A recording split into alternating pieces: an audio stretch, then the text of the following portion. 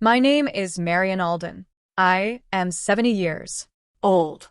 When I walked into the dining room, every sound stopped. Forks hovered in midair. Laughter died halfway through a sentence, and someone's glass touched the table with a soft clink that seemed to echo forever. I didn't need a mirror to know what they were staring at. The bruise had deepened overnight, an uneven bloom of purple that makeup couldn't hide. The chandelier above me glowed, warm and golden, but the light felt cruel against my skin. I kept my head high and my hands steady as I crossed the room. Every step was measured, practiced the way I had moved through classrooms years ago when I taught literature, composed on the outside even when the inside trembled. At the end of the long table stood my son, Daniel. His posture was straight, his suit perfectly pressed, his expression calm. He had his father's eyes gray, intelligent, often unreadable.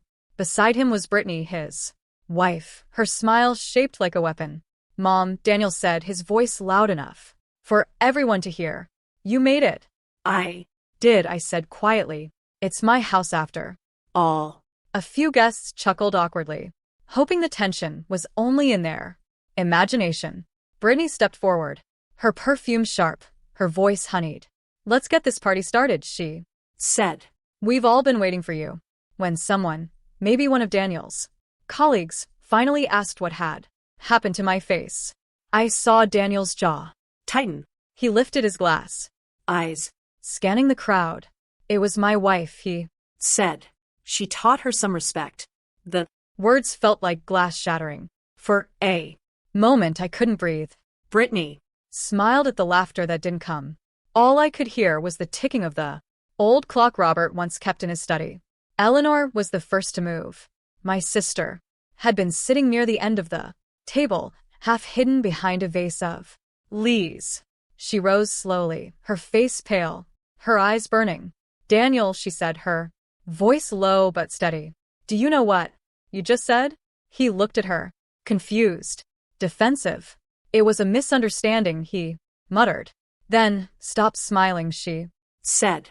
The guests began to whisper, chairs shifting. I could see Brittany's hand tighten on Daniel's arm, her nails pressing into his sleeve. I wanted to speak, to calm it all, but my voice refused to come. The humiliation sat in my throat like a stone. I reached for the edge of the table, steadying myself. The room blurred for a moment. Faces, flowers, silver light, and then through the noise, I heard Eleanor whisper, "Just for me, you don't have to stay here."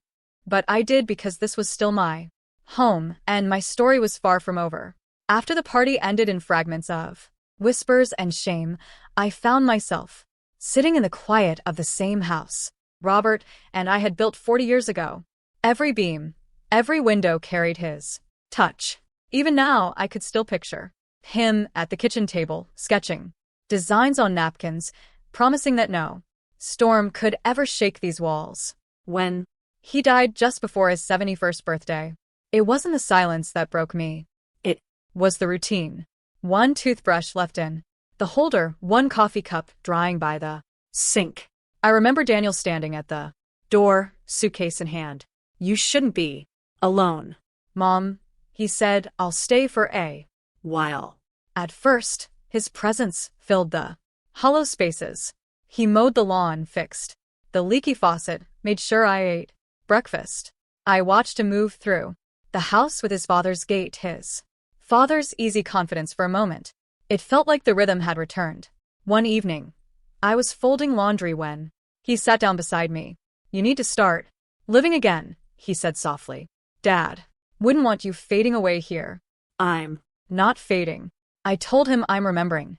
He smiled a little sadly. "Then let me remember with you." We found comfort in small things. Morning coffee, Sunday dinners, movies neither of us finished. I believed it was love holding us together. The quiet kind that grief shapes between two people who've both lost the same man.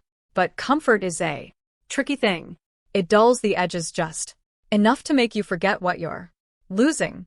I didn't see the danger in letting someone else manage the locks, the bills, the small decisions that once kept me steady. Not until the day Daniel brought Brittany home. Brittany arrived on a Sunday afternoon, sunlight at her back and a pie in her hands. Homemade, she said, her voice bright. Daniel told me you love lemon. She was beautiful in a polished, careful way.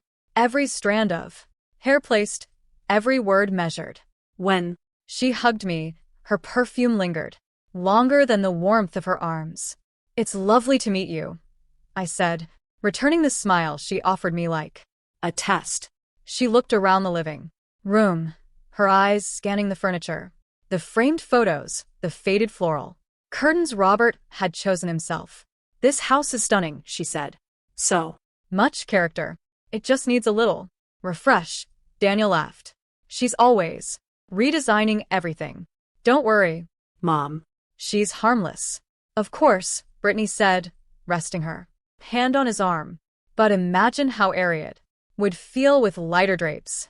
Something modern. The next weekend, the curtains were gone. She said they were at the cleaners, but new ones appeared. Gray, heavy, unfamiliar. My family photos, once arranged along the mantel, ended up boxed for safekeeping. The rooms grew quieter, colder, like someone had turned down the temperature of my memories. I tried to speak once. Brittany, I said as she rearranged the living room shelves. Robert built these to fit the books we chose together. He measured every inch. She smiled without looking up. That's sweet. But people evolve. Homes should too. When Daniel came home that evening, I told him I felt displaced. He sighed. Mom, she's just trying to help. You always said this house needed care. Care? I repeated. Not replacement. He kissed my cheek, distracted. You'll love it once it's done. Later that night, I stood in the dim light of the hallway, staring at the empty spot where Robert's photograph used to rest. The walls looked bare. The air smelled different. Somewhere between her polite smiles and my silence, the house had begun to shift. Brittany's laughter floated from downstairs, mingling with Daniel's. The sound carried easily through the halls Robert built to keep family close. Now they only echoed with distance. It started with a note. One morning I walked into the kitchen and found a sheet of paper taped to the refrigerator. The handwriting was neat, the tone cheerful. House guidelines: no laundry after 8 p.m. Avoid heavy cooking on weekdays. Knock before entering the living room. When guests are over, please keep common spaces tidy. At the bottom, a heart, drawn in pink ink. Brittany's signature, curved beneath it like a flourish on a contract. I stood there for a long time, holding my coffee, trying to decide if it was funny or insulting. When Daniel came downstairs, I pointed to it. What is this? He read the list quickly, half smiling. Oh, that Brittany thought it might help us all stay organized. You know how she is. I live here, I said quietly. I know, Mom, he replied, already pouring cereal. She didn't mean it like that. She just likes things structured. Then she should write her lists in her own house. He looked up, his expression tightening.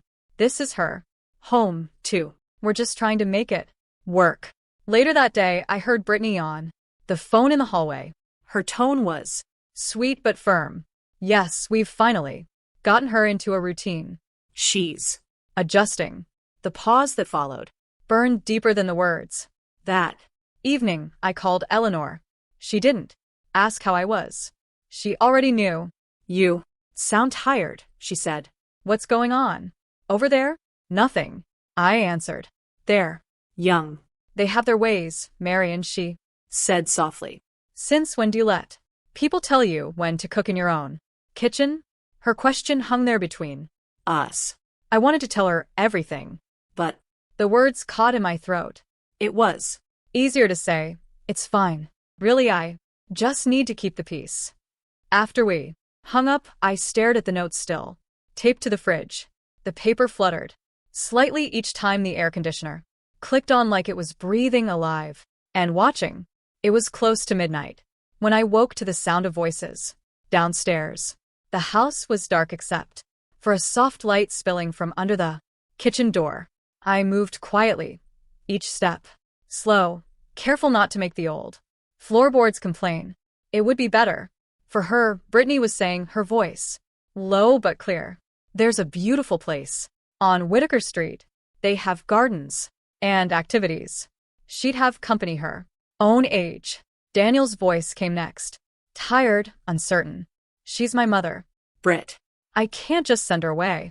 I'm not saying send her away, she replied, smooth as glass. I'm saying help her.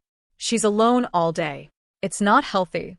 I leaned closer, pressing a hand against the wall to steady myself. Brittany sighed. Think about it. We could finally use the downstairs properly. You could set up your office, and I could have space for my studio. It's not about the house, Daniel. It's about her comfort. His silence stretched too long. When he finally spoke, his voice was small. Maybe you're right. I just don't know how to tell her. Something inside me folded, then quietly, neatly, like an old letter no one planned to reopen. I stepped back before they could see me, my hand trembling as I gripped the banister. Upstairs, the hallway felt colder, the air heavier. I sat on the edge of the bed and listened to the muffled hum of their conversation fade into laughter. The next morning, Daniel was unusually gentle. He brought me coffee, asked about my sleep, smiled too easily. Brittany breezed past him, humming as if the night before had never happened. Mom, Daniel said, sitting across from me, have you ever thought about having more company somewhere? With activities, maybe closer to people your age. I looked at him, the man who once cried in my arms after his father's funeral, and saw a stranger rehearsing someone else's words. No, I said softly. I already have everything I need. He nodded, eyes down. Brittany's footsteps clicked behind him, light and certain, like a clock keeping time on a life that no longer felt like mine. I found her in my room just before dusk. The door was half open, and the sound of metal clicking drew me in. Brittany stood by my dresser, her back to me, the small wooden jewelry chest open in her hands. What are you doing? I asked. She didn't startle. She turned slowly, holding up a bracelet, old, delicate, the one Robert gave me on our 10th anniversary. Just admiring, she said.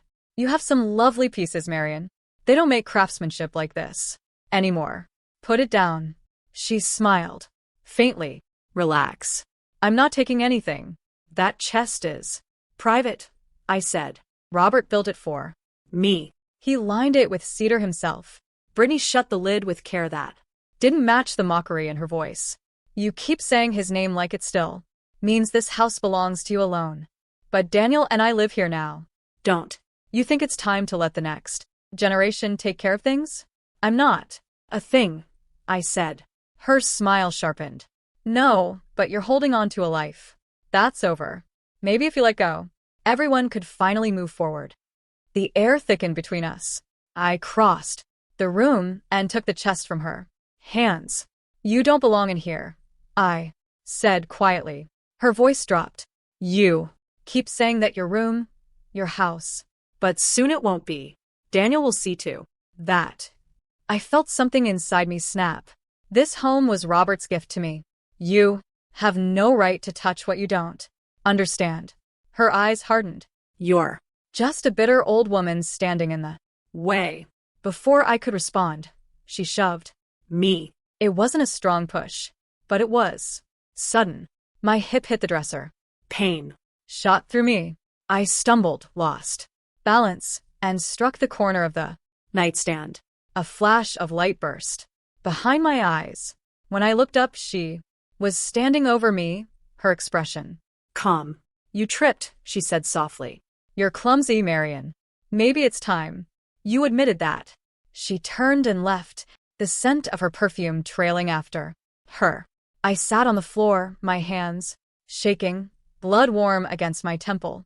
The jewelry chest beside me closed, but No longer safe. 2 days later, the bruise around my eye had turned a deep purple that even powder couldn't hide. I Considered staying upstairs pretending I was too tired, but the thought of letting her win felt worse than the pain, so I dressed carefully, buttoned Robert's favorite blue cardigan, and walked down to the dining room. The party was already in motion. Music, chatter, glasses clinking. When I Stepped through the doorway, everything stopped. conversations cut mid-sentence. Forks froze halfway to plates. Daniel stood near the center, holding a glass Of wine. his arm looped around Brittany's Waste. Mom, he said after a beat, forcing a smile. You made it. I live here, I replied. The silence that followed was heavy. Someone whispered, What happened? I saw Daniel's face harden before he Spoke. It was my wife, he said. She Taught her some respect. The words rang louder than the music ever had. Brittany's lips curved into a slow, satisfied smile. I felt the room tilt, not from dizziness, but disbelief. At The far end of the table, Eleanor rose from her chair. Daniel Alden, she said, voice trembling but strong. Do. You hear yourself? He tried to laugh it Off. Aunt Ellie, it was a misunderstanding. No, she cut in. It was. A confession. Guests murmured, shifting uneasily. Brittany's expression faltered. You don't know what happened, she said. Sharply. She provoked me. Eleanor took a step forward. You hit your husband's mother, and now you're proud of it. The Words cracked through the air like thunder. Daniel's hand dropped from Brittany's waist. The color drained from his face. Brittany tried to recover. I Was defending myself. She tripped. She fell because you pushed her. I said. Quietly. My voice sounded strange. To. Come. You told me I was clumsy. But I Remember every second. No one spoke. Even the music had stopped. The sound that finally broke the silence was a single glass being set down too hard. The sharp edge of truth cutting through the room. Eleanor came to my side, her hand steady on my arm. You don't need to explain anything, she said softly. Across the table, Brittany's smile vanished and Daniel couldn't meet my eyes. The silence that followed wasn't mine to bear anymore.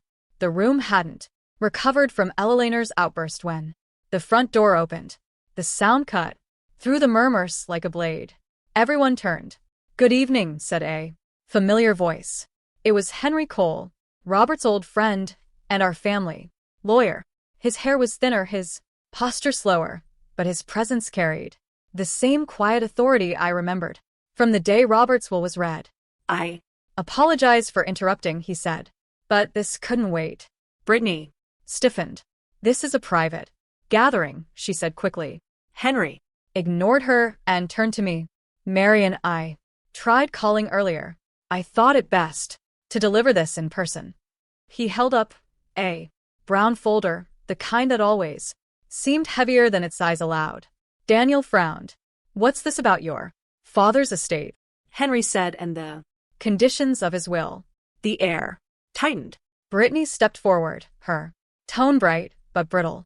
There's no confusion. Everyone knows the house is in Marian's name. Eventually, Daniel will inherit. Daniel, isn't that right? Henry opened the folder, his voice calm. Not exactly. Robert Alden added a clause. Most families never need to read. It States, if Marian Alden is ever pressured, coerced, or forced to leave this property by any family member, the estate and assets will immediately transfer to the Savannah Historical Fund. The words rippled through the crowd like wind through glass. Brittany's smile faltered. That's absurd, she said. No one forced her. Henry adjusted His glasses. 3 weeks ago, a request for property appraisal was filed under a different name, Brittany Allen. Alongside it, a petition suggesting Mary and Alden be declared legally unfit to manage her assets. Both came from the same phone number. Yours? Gasps broke around the room. Eleanor's grip on my arm tightened. Daniel's voice cracked. What did you do? Brittany's composure Shattered. I did it for us, she cried. You said we needed space, that she shouldn't be alone here. I was trying to fix our life. Henry closed the folder. You were trying to take what was never yours. Daniel's face went pale. He Turned to me, his voice small. Mom, I Didn't know. I swear I didn't. I nodded. Once, the truth too sharp to speak aloud. Brittany looked around wildly, realizing the silence had turned against her. You're all pathetic. She hissed. This house should have been ours. Daniel's words came out flat. Final pack. Your things. She opened her mouth, but nothing came. Then she turned and walked out, her heels striking the floor like the last echo of a lie breaking apart. Henry placed the folder on the table beside me. Robert made sure you'd never lose this home, he said softly. I Exhaled, the weight of months lifting. Slowly, carefully, like morning light. After a long storm, Brittany left that night without another word. The sound of the door closing echoed through the house, then faded into a silence so complete I could hear my own heartbeat. Daniel stood in the middle of the living room, his hands shaking. He looked smaller, almost like the boy who used to run barefoot through the garden with his father. Mom, he said, his voice raw. I don't know how I let this happen. I Thought I was protecting her, but I was destroying you. I wanted to reach for him, but my body stayed still. You Didn't just destroy me, I said quietly. You destroyed what we were, he nodded, tears filling his eyes. I'll fix it. Whatever you need, I'll do it. What I Need, I said, is quiet where your silence used to be. He closed his eyes, then kissed my forehead before walking out. When the door shut, the house seemed to breathe again slowly, carefully, as if testing the weight of freedom. Days passed, then weeks. Ella Laner came by often, always bringing something: tea, fresh flowers, laughter. That filled the corners Brittany had emptied. Sometimes we didn't speak much at all. We just sat in the soft light of afternoon, the quiet no longer heavy, but healing. One evening I found the old porch bulb flickering. It was the one Robert had installed himself. So, you'll never come home to darkness, he'd said. I replaced it and stood there for a long time as it glowed warm against the night. I didn't leave it on for Daniel or for anyone else. I left it on for the woman who had finally stopped waiting for permission, for apology, for peace, and found them all within her own walls.